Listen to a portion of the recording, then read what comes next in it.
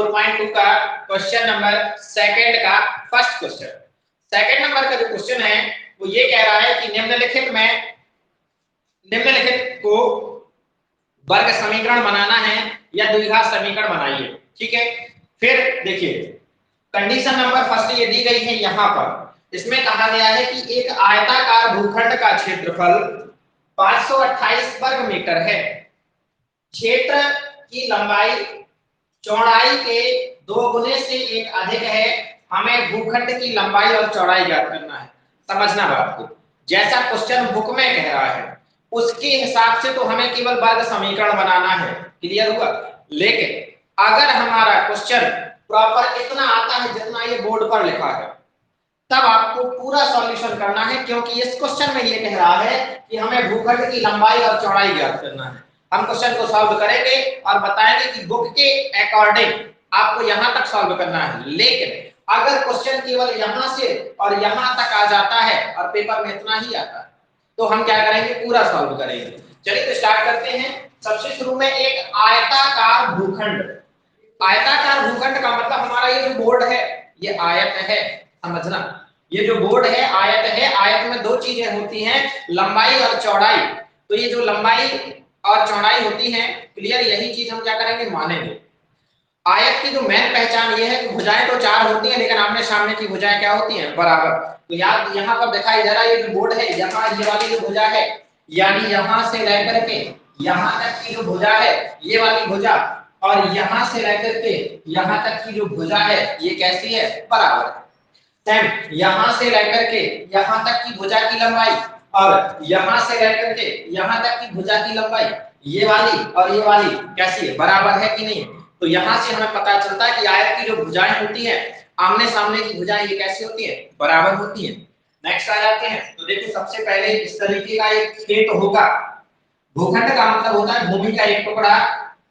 अब वो प्लॉट भी हो सकता है और वो खेत भी हो सकता है। ये तो यहाँ पर हम सबसे पहले मानेंगे क्या, चौड़ाई मानेंगे। तो चौड़ाई ये कहलाई। अच्छा देखिए आपको ये भी बता दें कि लंबाई कौन होती है, चौड़ाई कौन होती है। जो भुजा ज्यादा लंबी दिख रही है वो लंबाई कहलाएगी, तो जो मतलब अपेक्षाकृत उसकी अपेक्षा छोटी है वो क्या कहलाएगी, चौड़ाई।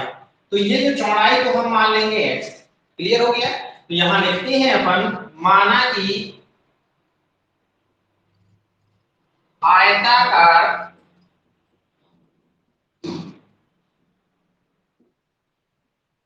भूखंड की, माना कि आयताकार भूखंड की चौड़ाई, यहां आ जाते हैं नीचे, x मीटर। अब ये मीटर में क्यों माना, सेंटीमीटर भी लिख सकते थे, किलोमीटर भी लिख सकते, लेकिन मीटर क्यों लिखा। तो आप देखिए यहाँ पर क्वेश्चन में लिखा है कि 528 वर्ग मीटर, यानी जो क्षेत्रफल है वो हमारा काय में दिया गया है, मीटर में। और अगर क्षेत्रफल मीटर में दिया गया तो लंबाई और चौड़ाई भी काय में होंगी, मीटर में। बात समझ में आ रही है? तो माना कि आयताकार भूखंड की चौड़ाई x मीटर व लंबाई, अब समझना है, लंबाई हमें यहां से पता चल रहा है, क्वेश्चन में कह रहा है कि जो लंबाई है ये चौड़ाई के 2 गुने, यानी जितनी चौड़ाई है चौड़ाई में करो पहले 2 का गुणा। तो चौड़ाई हमारी क्या है, x, और x में करेंगे हम 2 का गुणा, तो कर दिया, तो क्या बन गया, 2x। फिर आगे कह रहा है 2 गुने से 1 अधिक है, क्या है, 1 अधिक है। और इंग्लिश वालों में होगा मोर देन, या और जब कम की बात आएगी तब वहां रहेगा लेस देन। ठीक है, तो यहाँ पर एक अधिक की बात करता है तो हमें प्लस का 1 लगा देना है, और अगर कम कहेगा तो हमें एक क्या कर देना था, घटा देना। तो ये बन जाएगी हमारी लंबाई। तो यहाँ पर लिखा हमने लंबाई 2x + 1 और ब्रैकेट क्लोज, और यहाँ पर लिख दिया मीटर। ये हो गया। और जैसे ही ये होता है फिर आ जाते हैं, क्वेश्चन में कह रहा है क्षेत्रफल बराबर कितना दिया गया, 528। तो ये लिखा अपन ने कि क्षेत्रफल बराबर 528, और आयत का जो क्षेत्रफल होता है इसका फॉर्मूला होता है लंबाई गुणे चौड़ाई। तो ये लिखा हमने लंबाई और गुणे चौड़ाई, और बराबर का कितना है, 528। तो याद रखें लंबाई कितनी है अपनी, तो लंबाई ये है 2x + 1, और ये गुणा, और चौड़ाई कितनी है, x। अब बराबर का 528, तो x का अंदर गुणा करते हैं। तो यहाँ पर जब गुणा करेंगे तो ये हो जाएगा 2x² और x का 1 में गुणा करेंगे तो x। अब बराबर का ये हो गया अपना 528। अब इस 528 को ले आते हैं बराबर के इस साइड, तो ये हो जाएगा 2x² प्लस x। अब 528 इस साइड आएगा तो हो जाएगा माइनस का, और ये हो गया बराबर में 0। तो यहाँ देखिए 2x² प्लस x माइनस 528 ये है। तो यहाँ समझ में आया होगा, यहाँ पर स्क्वायर आ गया, यहाँ पर क्या आ गया, स्क्वायर आ गया, यानी ये कौन सा है, द्विघात समीकरण है या वर्ग समीकरण है, यही से पहचान होती है। देखिए यहाँ लेके कह रहे हैं हम आपका द्विघात समीकरण का जो व्यापक रूप होता है वो ये होता है ax² + bx + c बराबर का 0। समझना, ये हमारा द्विघात समीकरण का व्यापक रूप है।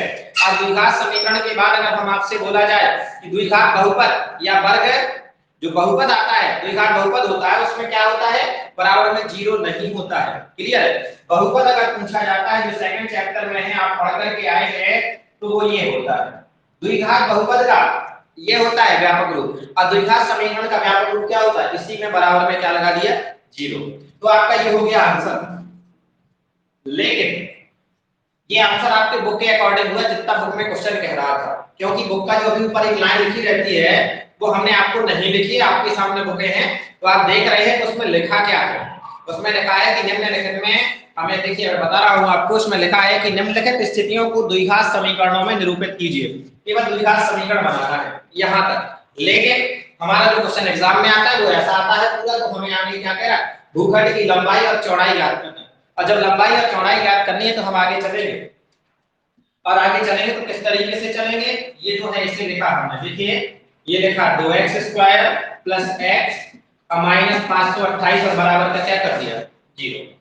अब सबसे पहले सेकंड चैप्टर के हिसाब से चलते हैं, तो यहाँ पर हमने क्या किया, 528 का और 2 का क्या किया, गुणा किया। तो यहाँ पर 528 और 2 का गुणा करने पर 8 दूनी 16 और 2 दूनी 4 और 1 5 और 5 दूनी 10, 10 तो 56।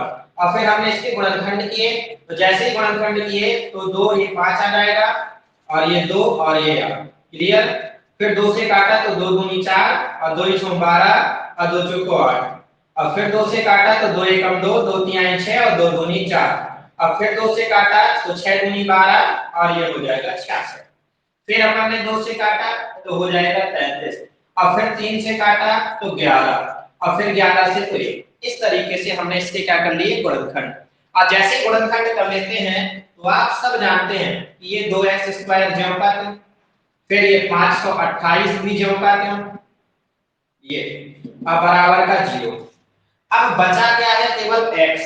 तो ये जो x है, इस x की जो वैल्यू है वो हम यहां से लाते हैं, कैसे, कैसे लाते हैं, देखिए 2 दूनी 4 और 4 दूनी 8 और 8 दूनी 16 और 16 दूनी 32। जब इसका सॉल्यूशन किया, इनका गुणा करके लिया तो कितना हुआ, 32 और 11 की 33। अब अगर आप 33 में से 32 घटाते हैं तो कितना आएगा, 1 आएगा कि नहीं आएगा। याद रखें यहां पर इसी तरीके से करना है, तो ये हो जाएगा हमारा कि 33x और माइनस 32x। ये बात समझ में आ गई हो तो काम हो गया। फिर क्योंकि सेकंड चैप्टर में हमने बहुत अच्छे से पढ़ाया, ये चीजें हैं इसमें। अब इसके बाद हम क्या करते हैं, 2 के जोड़े बनाए, और जब 2 के जोड़े बनाए तो आपको यहां से कॉमन क्या मिल रहा है, और कॉमन जो मिल रहा है वो आप देखिए यहां। तो कॉमन जैसे हमने यहाँ 2x² लिखा तो इसे हम क्या लिखेंगे, 2 गुणे x लिखेंगे ना, और यहाँ पर 33x जो है इसे हम लिखेंगे 33 गुणे x। तो x इसमें है और x इसमें, दोनों x कॉमन मिल रहा है, तो यहाँ पर हमने लिख दिया x।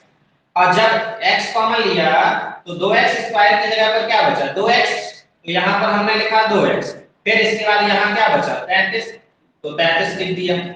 वैसे ही हम यहाँ पर लेंगे कॉमन, ये देखिए माइनस का 32x और माइनस का 528।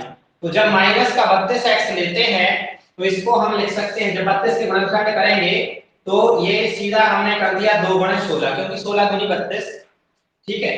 और ये माइनस का लगा है तो लगा दिया, और ये x भी है तो लगा दिया। और इसी जब हम करते हैं गुणा तो ये आएगा आपका 16 गुणे 33, करके देख लेना।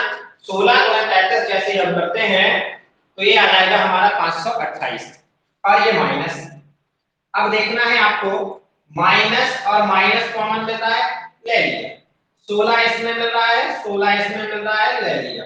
2 इसमें है क्या, 2 इसमें है नीचे कहीं नहीं, तो यहाँ केवल क्या बचा हमारा, अंदर बचा 2x, और ये क्या बचा 33, और चिन्ह काहे का, प्लस का, क्योंकि यहाँ कोई और चिन्ह बचा ही नहीं है, और जब नहीं बचा तो प्लस का।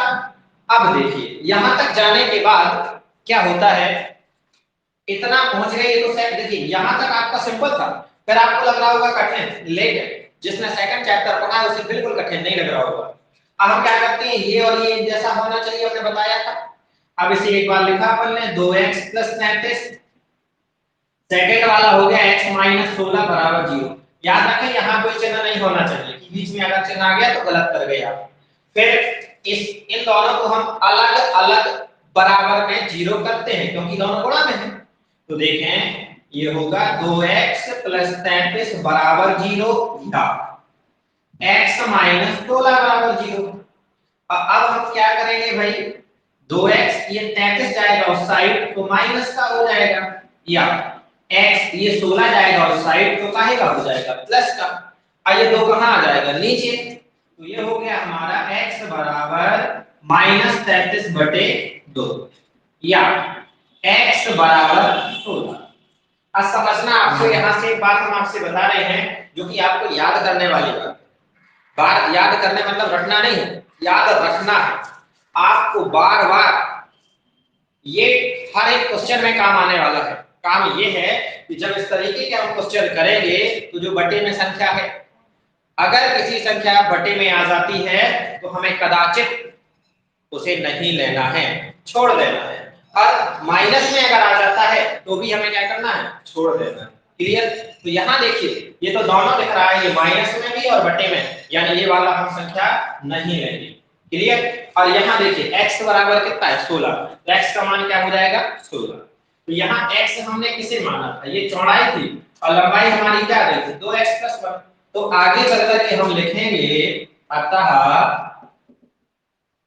भूखंड की लंबाई, भूखंड की चौड़ाई 16 मीटर व लंबाई, अब देखिए आप ये 2x + 1 में x की जगह 16 रख के देखिए, x की जगह जैसे 16 रखते हैं तो 2 × 16 + 1, तो 16 दूनी 32 और 1 तो कितना हो गया, 33।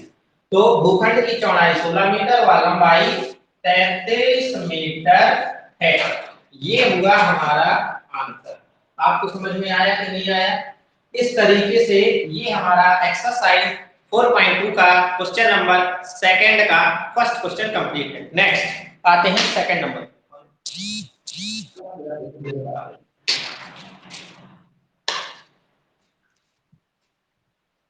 पहला वाला क्वेश्चन समझ में आया होगा, सेकंड क्वेश्चन पे अटेंड करते हैं। अपन को 4 के 4 क्वेश्चन अटेंड करने अभी जल्दी से करने हैं, और हैं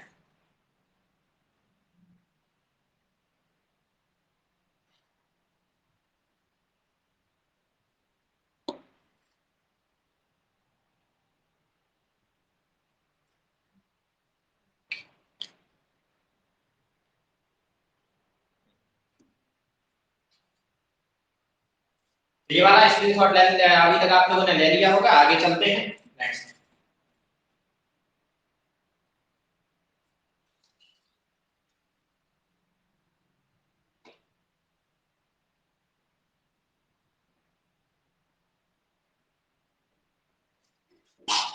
सेकंड नंबर का इसमें जो क्वेश्चन है वो क्या कह रहा है, पहले हम उससे देखते हैं। ठीक है, तो क्वेश्चन ये कह रहा है दो क्रमागत धनात्मक पूर्णांकों का गुणनफल 306 है। देखो हमने लिखा दो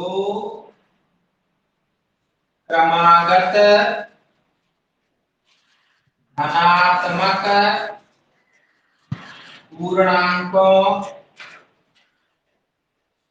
का गुणनफल 306 है। ठीक है, दो क्रमागत धनात्मक पूर्णांकों का गुणनफल 306 है। हमें पूर्णांक ज्ञात करने हैं, हमें पूर्णांक ज्ञात करने हैं। चलिए ये क्वेश्चन हो गया। अब देखो इस वाले क्वेश्चन को सॉल्व करते समय ये तो अपन ने हल लिखा, याद रखें जब हमारे क्वेश्चन इस तरीके से आते हैं क्रमागत और पूर्णांक माना जाए। क्रमागत का मतलब होता है क्रम से, जैसे अगर 11 तो 11 के बाद नेक्स्ट क्या होगा 12, 14 14 के बाद नेक्स्ट क्या होगा 15, 18 18 के बाद क्या होगा 19, तो ये कहलाते हैं क्रमागत। तो जैसे कि हमने अगर यहाँ पर मानते हैं एक को माना x, तो नेक्स्ट क्या हो जाएगा दूसरा हो जाएगा हमारा x + 1। कैसे, अगर मान लीजिए x का मान हमारे पास 17 आता है तो 17 में एक जोड़ेंगे तो नेक्स्ट क्या हो जाएगा 18। ये है क्रम से कि नहीं है, 17 के बाद 18 ही आता है, बिल्कुल इतना हमें याद रखना है। क्लियर है, क्योंकि क्वेश्चन में कह रहा है क्रमागत।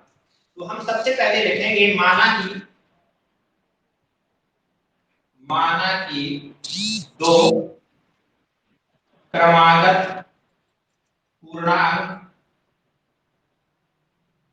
x व x + 1 है, ये हमने क्या कर लिए मान लिए। अब आ जाते हैं प्रश्नानुसार, जैसा हमारा क्वेश्चन कह रहा है तो ये लिखा प्रश्नानुसार। तो क्वेश्चन में साफ साफ कह रहा है कि गुणनफल कितना है 306, 306 ही है ना, बिल्कुल। तो यहां लिखा हमने गुणनफल बराबर 306। अब गुणनफल तो देखिए पहला क्या है x और दूसरा क्या है x + 1 और बराबर का 306।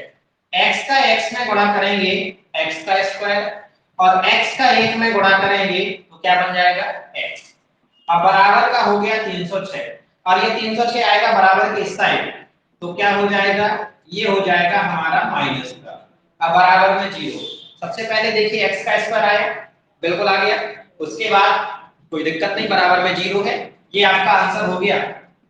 लेकिन अब आगे क्या रहा है हमें पूर्णांक ज्ञात करना है। ये तो हमारा द्विघात समीकरण बन गया, लेकिन हमें निकालना क्या है पूर्णांक। और पूर्णांक ज्ञात करने के लिए काम वही करना है, और काम क्या है सबसे पहले आपको 306 और x² का जो गुणांक है उन दोनों का आपस में गुणा करना है। जैसे इससे पहले वाला जो क्वेश्चन था उसमें था 2, तो हमने 2 का और इसका गुणा किया, लेकिन यहाँ पर कोई संख्या ही नहीं है यहाँ x² में, और जब कोई संख्या नहीं है तो 1 है, तो 1 का और 306 का हमें क्या करना है गुणा।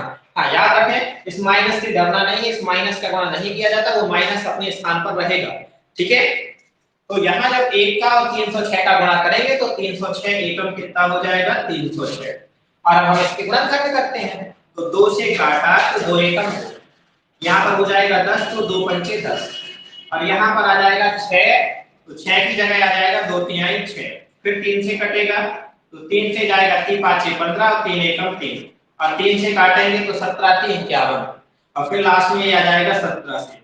तो देखिए हमें चाहिए क्या है भाई यहाँ पर ओनली x, तो ये क्या करेंगे 3 दूनी 6 और 6 तिया 18 और 17 एकम 17। अगर हम 18 में से 17 घटाते हैं तो एक बचेगा, तो बस ये समझना था हमें 18x और -17x। 18x में से 17x घटाएंगे तो कितना आएगा x, और माइनस का 306 और बराबर का हो गया 0। अब बिल्कुल सिंपल लगेगा हमें लगता है शायद, दो दो के हमने यहाँ से क्या कर लिए जोड़े बना लिए, और जैसे ही जोड़े बनाते हैं तो फिर कॉमन लेने का काम शुरू किया, तो कॉमन लेते हैं तो आपका क्या आ जाएगा देखिए x² को हम x गुणे x लिख सकते हैं और 18x को 18 गुणे x लिख सकते हैं। तो हमें दोनों में क्या कॉमन दिख रहा है x कॉमन लिया, अब यहाँ पर क्या बचा x और यहाँ पर क्या बचा 18, कोई चिन्ह तो नहीं है, नहीं है तो प्लस। सेम कंडीशन इधर आ गए अपन -17x, इससे लिख सकते 17 गुणे x, और माइनस का ये जो 306 है इससे -17 गुणे 18। जब आप 17 और 18 का गुणा करेंगे तो कितना आ जाएगा, तो आपका हो जाएगा 306। कॉमन लेने की बात है, ये माइनस इसमें है और माइनस इसमें है, तो माइनस ले लिया, ये 17 इसमें है और 17 इसमें है, तो 17 ले लिया, और अब नहीं मिल रहा है कॉमन। और जब नहीं मिल रहा है तो यहाँ बचा x और यहाँ बचा 18, कोई चिन्ह नहीं बचा तो क्या लगा देंगे प्लस, अब बराबर 0। और चेक कर लेना है कि ये वाला बराबर दिख रहा है कि नहीं दिख रहा है, बिल्कुल। और अगर ये बराबर नहीं है इसका मतलब है गलत किया है आपने कहीं पर भी, तो गलत नहीं करना। अब जब यहाँ तक पहुंच जाते हैं तो एक बार इसे लिखेंगे, हालांकि ये भी कॉमन ही होता है, लेकिन समझाने के लिए हम आपसे बता देते हैं कि इसे एक बार लिखना है। नेक्स्ट यहाँ पर ये x और ये माइनस का 17, अब बराबर में क्या कर लिया 0। इसके बाद क्या करते हैं, दोनों को हम अलग अलग 0 कर लेते हैं। तो ये हो गया x + 18 बराबर 0 या x - 17 बराबर 0।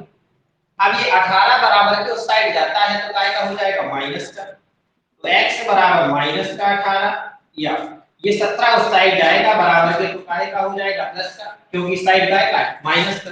अब थोड़ी देर पहले हमने आपसे क्या कहा था कि हमें भैया माइनस का दिख जाए तो नहीं लेना है, माइनस का दिख जाए या बटे का दिख जाए उसे छोड़ देना है, लेना केवल प्लस वाला है। यानी x का मान हमारा क्या हो जाएगा 17। आ गई ना समझ में। तो पहला पूर्णांक क्या हो गया 17 और 17 में देखिए x का मान था हमने x का तो 17 और 17 में एक और जोड़ेंगे तो क्या हो जाएगा 18। तो यहाँ लास्ट में हम लिख देंगे अतः, लिखा क्या जाता है यही लाइन लिखी जाती है, अतः दो क्रमागत पूर्णांक, अतः दो क्रमागत पूर्णांक 17 व 18 है। और ये क्वेश्चन सेकंड जो था ये कंप्लीट हो गया। क्लियर, समझ में आया कि नहीं आया। चलिए फिर आते हैं अपन क्वेश्चन नंबर इसी का थर्ड।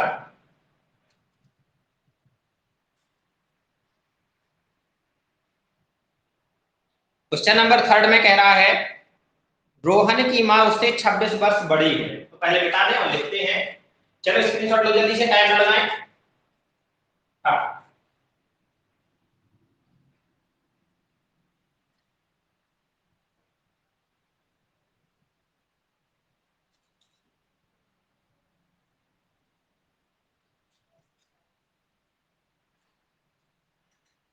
थर्ड क्वेश्चन है और उसमें कह रहा है कि रोहन की मां उससे 26 वर्ष बड़ी है।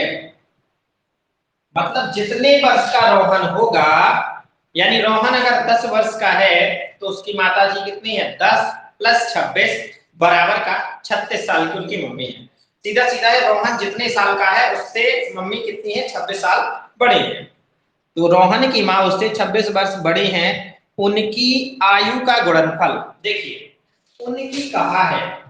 अब उनकी अगर बात आई तो इसका मतलब है दोनों की, रोहन की और मम्मी की। तो उनकी आयु का गुणनफल, उनकी आयु का गुणनफल, आगे बढ़ते हैं क्वेश्चन। अब से 3 वर्ष पश्चात, अब से 3 वर्ष पश्चात, ठीक है, अब से 3 वर्ष पश्चात 360 हो जाएगा, 360 हो जाएगा। क्लियर हो गया। फिर हमें रोहन की वर्तमान आयु ज्ञात करनी है, तो हमें रोहन की वर्तमान आयु ज्ञात करनी है। ये क्वेश्चन हमारा हो गया। इसका सॉल्यूशन देखिए। तो सबसे शुरू में हम क्या करेंगे, रोहन की आयु को मान लेंगे। माना कि रोहन की आयु x वर्ष है, ये तो बढ़िया अपन को तरीका मिल गया, कोई भी क्वेश्चन हो x मान ही लेना, जो ज्ञात करना है वही मैं मान लिया। तो यहां हमने लिखा, अब याद रखें यहां क्या कह रहा है वर्तमान आयु कह रहा है। तो यहां पर हम लिखेंगे माना कि रोहन की वर्तमान आयु x वर्ष है, ये मान लिया।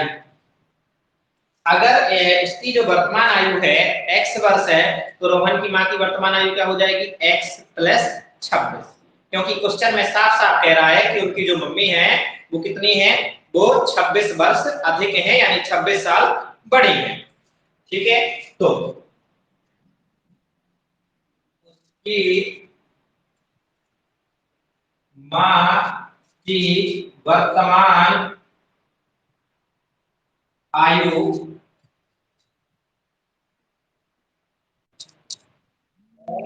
प्लस,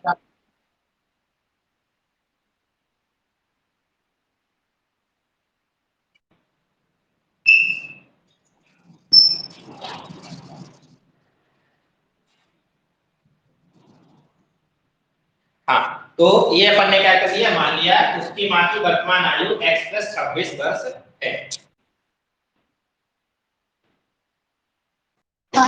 तो सर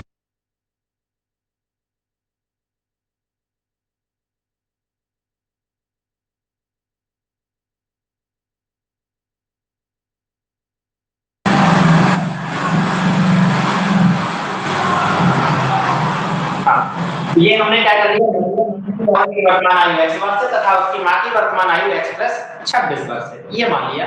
फिर आगे क्या कहते हैं क्वेश्चन में, देखिए प्रश्नानुसार। अब क्वेश्चन में जो कह रहा है उसमें ये कह रहा है कि उनकी आयु का गुणनफल अब से 3 वर्ष पश्चात, याद रखें 3 साल बाद की बात कर रहा है। अगर वर्तमान में रोहन की आयु x है तो 3 साल बाद क्या हो जाएगी, x प्लस 3। हमने थर्ड चैप्टर में आपको पढ़ाया था कि अगर बाद आता है या पश्चात आता है तो जितनी संख्या कह रही है उतनी क्या कर देना है, जोड़ देना। और अगर पहले आता है तो उसे क्या कर देते हैं, घटा देते हैं। यह कह रहा है बाद या पश्चात, तो हम क्या करेंगे, उतने को जोड़ देंगे। तो रोहन की, देखिए यहां पर लिखे जा रहे हैं आयु का गुणनफल, आयु का गुणनफल बराबर कितना है भाई, 360। तो हमने स्टार्टिंग में ये रोहन की तो x है और 3 वर्ष बाद रोहन की क्या हो जाएगी, x प्लस 3, और 3 वर्ष बाद मम्मी की वर्तमान आयु क्या हो जाएगी, तो माता जी की वर्तमान आयु तो x प्लस 26 है। अब 3 वर्ष बाद तो इसमें 3 और क्या होगा, जुड़ जाएगा, तो 26 और 3 कितने हो जाएंगे, 29। और उसमें कह रहा है गुणनफल, यानी बीच में कोई चले नहीं, गुणा बराबर 360। x का x में गुणा करेंगे तो x का स्क्वायर, x का 3 में गुणा करेंगे तो 3x, ये x का तो हमने दोनों में कर दिया था। अब 29 का x में गुणा करेंगे तो ये हो जाएगा 29x, और 29 का 3 में गुणा करेंगे तो 9 या 27, और 3 दूनी 6 और 2 8, बराबर का हमारा 360। x का स्क्वायर और 29x और 3x दोनों जुड़ जाएंगे तो कितना हो जाएगा, 32x। आ रही समझ में, और प्लस ये 87, ये 360 आ जाएगा इस साइड, तो ये 360 और बराबर का क्या हो गया, 0। अब आगे होता क्या है, x स्क्वायर 32x, 360 का है माइनस का और 87 का है प्लस का।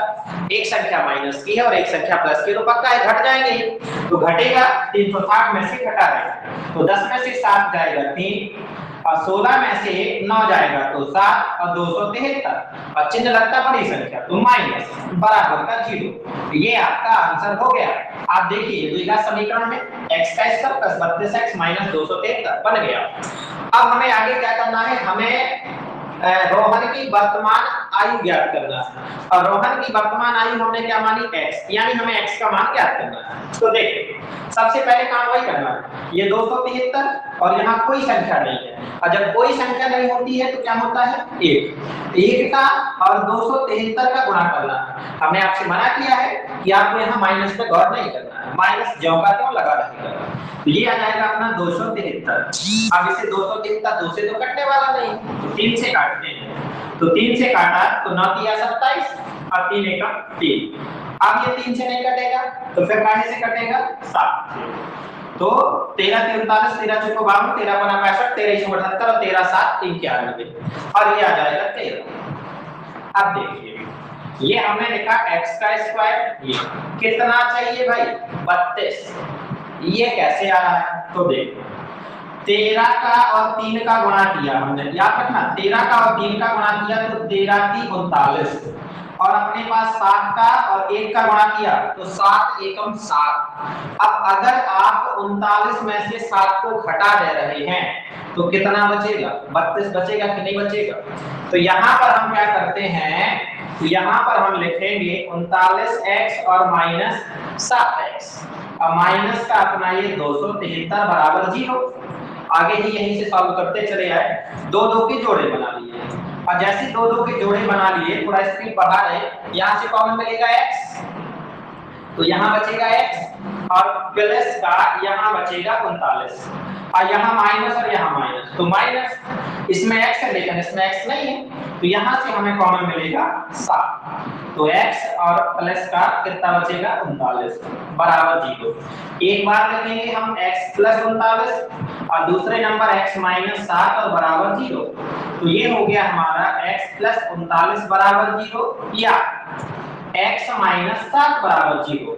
तो होता क्या है, ये जब जाएगा उस साइड तो x बराबर, ये 39 प्लस का है, उस साइड जाएगा तो काहे का हो जाएगा? माइनस का, या x बराबर ये 7 जाएगा उस साइड तो काहे का हो जाएगा? प्लस का। और हमने आपसे शुरुआत में बताया था माइनस वाला छोड़ देना है, बटे वाला अगर आता है तो छोड़ देना है। तो ये तो राते राते ये तो हमने छोड़ दिया।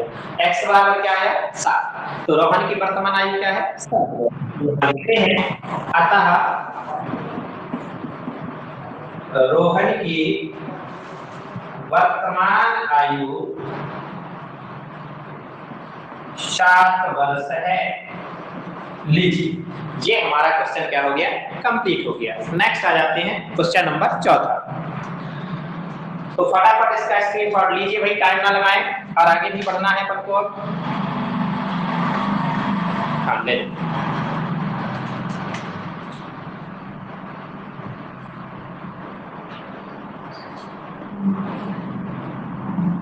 चल क्या है?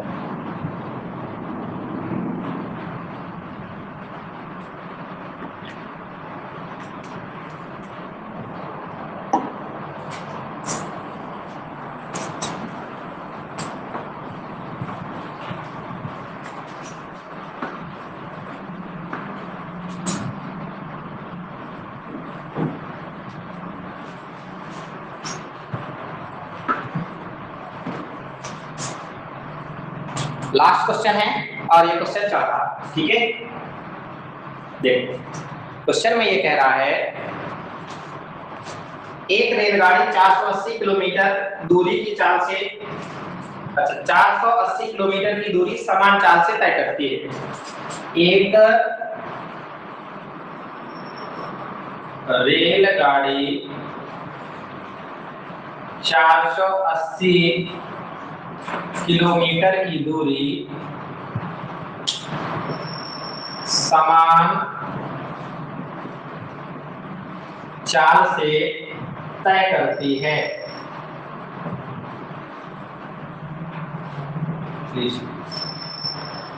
यदि उसकी चाल 8 किलोमीटर प्रति घंटा कम होती है, यदि उसकी चाल 8 किलोमीटर प्रति घंटा कम होती है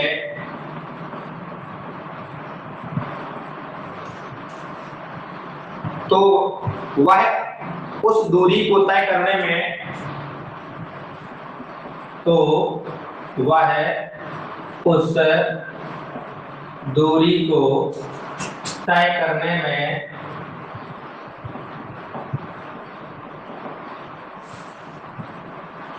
तीन घंटे अधिक समय लेती है, ठीक है? या 3 घंटे अधिक लेती है।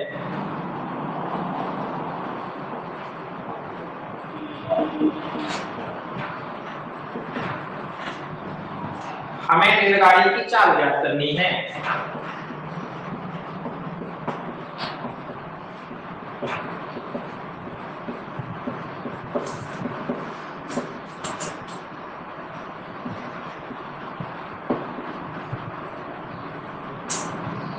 ये क्वेश्चन हो गया। देखो ये क्वेश्चन हो गया। सबसे पहले हमें क्या करना है, रेलगाड़ी की चाल ज्ञात करनी है। तो हम जो आपसे बताया कि जो ज्ञात करना वही मान लिया। तो यहाँ लिखा हमने माना कि रेलगाड़ी की चाल x किलोमीटर प्रति घंटा है।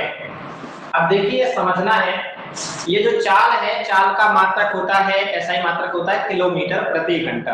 जैसे लंबाई का मात्रक होता है मीटर, उसी तरीके से ये जो चाल है, चाल का मात्रक होता है किलोमीटर प्रति घंटा। ठीक है, यहाँ भी लिखा है कि चाल यहाँ आया था 8 किलोमीटर प्रति घंटा, तो ये मान लिया। अब क्वेश्चन में कह रहा है कि रेलगाड़ी 480 किलोमीटर की दूरी, यानी कि दूरी हमें कितनी दी गई है, दूरी बराबर दी गई है 480 किलोमीटर।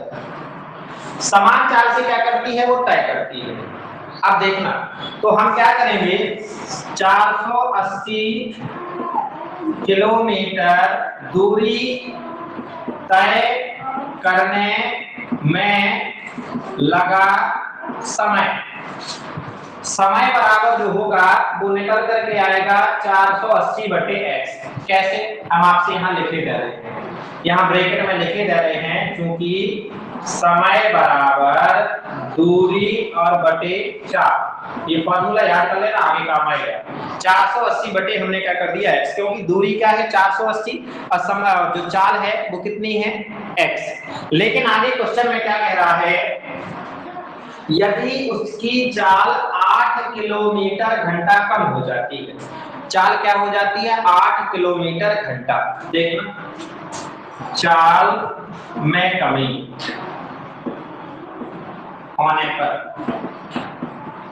चाल में कमी होने पर जो चाल होगी, यानी अभी हमने क्या मानी x और 8 कम कर देना है, और कम करना है तो x माइनस 8, और चाल का मात्रक अभी अभी हमने आपसे बताया किलोमीटर प्रति घंटा। ठीक है, अब देखो तो क्या होगा, वही देखो, दूरी तो वही तय करनी है, लेकिन समय कितना लगता है, दूरी वही तय करनी है, लेकिन जो समय लगता है वो कितना होता है, 3 घंटे अधिक हो जाता है। क्लियर, तो यहाँ पर हम क्या करेंगे, फिर क्या करेंगे, 480 किलोमीटर दूरी तय करने में लगा समय बराबर, यहाँ पर हम क्या करेंगे 480 और बटे का x माइनस क्या हो जाएगा 8, क्योंकि यहाँ पर चाल क्या है x माइनस 8। और क्वेश्चन में ये कह रहा है कि दोनों का जो समय है कितने का अंतर है, 3 का। पहले कितना लगता था पता नहीं, लेकिन बाद में जितना लगता है वो 3 घंटे अधिक लगता है। तो यहाँ हम लिखेंगे दोनों का अंतर बराबर कितना है 3। तो बाद वाले में से पहले वाले को हम क्या करेंगे, घटा देंगे। क्लियर हो गया, चलो। तो बाद वाला हमने क्या किया, बाद में कितना निकल करके आया हमारा 480, तो ये लिखा 480 और बटे x माइनस 8 और माइनस पहला कितना है, तो ये है 480 और बटे x और बराबर का कितना है 3। अब समझना, इसका और इसका जब हम लघुत्तम लेते हैं तब ये होगा x माइनस 8 और इंटू का x। तो देखना क्या होता है, x माइनस 8 का x माइनस 8 में जाएगा, यहाँ भाग जाएगा तो ये तो कट जाएगा, लेकिन क्या बचेगा x, तो x का गुना हो जाएगा हमारा 480 में, ये माइनस लगा दिया। अब ये x की बात करें तो x से x कट जाएगा, लेकिन क्या बचेगा x माइनस 8, तो 480 और ब्रैकेट में लिख दिया x माइनस 8। अब बराबर का अपने पास क्या है 3 और बटे में कुछ नहीं है, नीचे हम क्या करते हैं ये वाला हिस्सा अब यही सॉल्व कर लेते हैं। चलो दिक्कत ना हो, 480 का x में गुणा किया। अच्छा देखो ये वाला x अपन भूल गए ना, गलती नहीं करनी, ये हो जाएगा हमारा 480x, ये माइनस इस x का यहाँ गुणा हुआ। अब ये अपने पास 480x, ये माइनस का 480 का जब x में गुणा होगा तो 480x और ये माइनस क्या हो गया प्लस। 8 का गुणा करते हैं 0 में तो 0 और 8 होते हैं 64 की 4 हाथ से लाई 6 और 8 को 32 और 6 कितना हो जाएगा 38। फिर आता है अपना नीचे x का x x में गुणा किया तो x का स्क्वायर, और x का 8 में गुणा किया 8x, अब बराबर का 3/1। ये क्वेश्चन थोड़ा सा लंबा जा रहा है ना, अब अन्य क्वेश्चनों की अपेक्षा कोई दिक्कत नहीं। अब आप देखिए 480x ये का है प्लस का, और 480x का है माइनस का, तो ये आपस में क्या हो जाएगा, कट जाएगा। क्लियर हो गया? तो हमारे पास ऊपर क्या बचा, तो 38 40 बचा, और नीचे क्या बचा, और नीचे बचा हमारे पास x² - 8x बराबर 3/3। गुणा करते हैं, ये वाला हिस्सा इधर और ये वाला चला जाएगा इधर, तो अपने पास ये 38 40 का 3, और ये गुणा में आ जाएगा x² - 8x। 3 का अंदर गुणा किए जा रहे हैं, तो ये अपने पास 38 40, या देखिए एक काम करते हैं, ये 3 यहाँ गुणा में है तो यहाँ बराबर किस साइड आएगा, भाग में आ जाएगा। ऐसे कर लेते हैं 38 40 और बटे का हो गया 3, x का स्क्वायर - 8x, तो 3 से काटते हैं, 3 एकम 3 और 3 दूनी 6, तो यहाँ 8 में से 6 चला जाएगा, बचेगा 2, और 2 4 24, तो 3 8 24 और 0 का 0 ये कट गया, तो हमारे पास बचा 1280 बराबर x² और -8x। अब हम करते क्या है, देखिए ये 1280 जाएगा बराबर के उस साइड, तो काहे का हो जाएगा माइनस का, यानी हमारे पास x का स्क्वायर - 8x, ये तो जो का लिखा, और ये 1280 गया उस साइड, तो काहे का हो गया माइनस का। अब बराबर में यहाँ कुछ नहीं बचा 0, तो चाहे इस साइड बराबर लगा दो या उस साइड, तो ये बना वर्ग समीकरण। और जब वर्ग समीकरण बन गया तो हमें तो क्या करना है, हमें रेलगाड़ी की चाल ज्ञात करनी है, और रेलगाड़ी की चाल को हमने क्या माना, x का मान ज्ञात करना है, कर रहे हैं। वही काम करेंगे 1280 के गुणनखंड, तो 1280 के फटाफट गुणनखंड किए, 2 से आ जाएगा 640, और 2 से आ जाएगा 320, और 2 से आ जाएगा 160, और 2 से आ जाएगा 80, और 2 से आ जाएगा 40, और 2 से आ जाएगा 20, और 2 से आ जाएगा 10, और 2 से आ जाएगा 5, और 5 से आ जाएगा कितना 1। ये गुणनखंड कर लिए। अब ये थोड़ा स्पीड इसलिए बढ़ा रहे हैं क्योंकि टाइम भी ज्यादा हो गया, और अपन लोग सब जानते भी है गुणनखंड करना, क्वेश्चन भी लास्ट है। अब हमें यहाँ पर ये लिखा पर x का स्क्वायर माइनस कितना चाहिए है, माइनस का 8x, तो कैसे लाते हैं, 2 दूनी 4, 4 दूनी 8, 8 दूनी 16, और 16 दूनी 32। रुक जाओ, कितना हमने जब किया तो कितना है 32। अब देखो 2 दूनी 4, 4 दूनी 8, और 8 पंचे 40, और 40 से कम 40, ये क्या हो गया 40, और 40 में से अगर हम 32 घटाते हैं तो 8 आ जाएगा कि नहीं आ जाएगा, लेकिन हम ऐसा नहीं करेंगे कि 40 में से क्या घटाएंगे 32, हम 32 में से 40 घटाएंगे। क्यों? क्योंकि हमें ये जो 8x है वो काहे का चाहिए है, माइनस का, काहे का माइनस का। ठीक है, तो या तो ऐसे लिख दो यहाँ पर कि माइनस का 40x और प्लस का 32x, क्योंकि बड़ी संख्या में से छोटी संख्या जाएगी, चलो बड़ी संख्या का लगेगा, हमें -8 चाहिए, कर दिया। अब माइनस का अपने पास 1280 बराबर 0, 2 2 के जोड़े बनाए फटाफट, यहाँ से x कॉमन मिलेगा, x - 40, और यहाँ से सीधे आपसे बात करें तो 32 कॉमन मिलेगा, और x - 40 बराबर 0, x - 40 एक बार, और x + 32 बराबर 0। इन दोनों को हम अलग अलग क्या करेंगे, 0 के बराबर कर देंगे। तो ये हो गया अपना x - 40 बराबर 0, या लगाया बीच में, x + 32 बराबर 0, तो x बराबर ये 40 जाएगा उस साइड तो काहे का हो जाएगा प्लस का, या x बराबर ये 32 जाएगा उस साइड तो काहे का हो जाएगा माइनस का। अब 32 को तो अब लेने वाले हैं नहीं क्योंकि माइनस का आ गया, तो ये हमने क्या कर दिया, छोड़ दिया। तो x बराबर क्या हो गया 4। अतः रेलगाड़ी की चाल 40 किलोमीटर प्रति घंटा है। और ये क्वेश्चन कंप्लीट। ठीक है, ये था अपना क्वेश्चन नंबर सेकंड के 4 क्वेश्चन कंप्लीट कर दिए। नेक्स्ट वाले पार्ट में आपसे हम 4.2 के क्वेश्चनों पे मिलेंगे। ठीक है, 4.1 कंप्लीट होती है, पढ़ते रहना है, मुस्कुराते रहना है, इसका स्क्रीनशॉट लेना ले लीजिए। ठीक है, चलिए हो गया। कल अपने इसी टाइम पे मुलाकात होगी। जय राम जी की।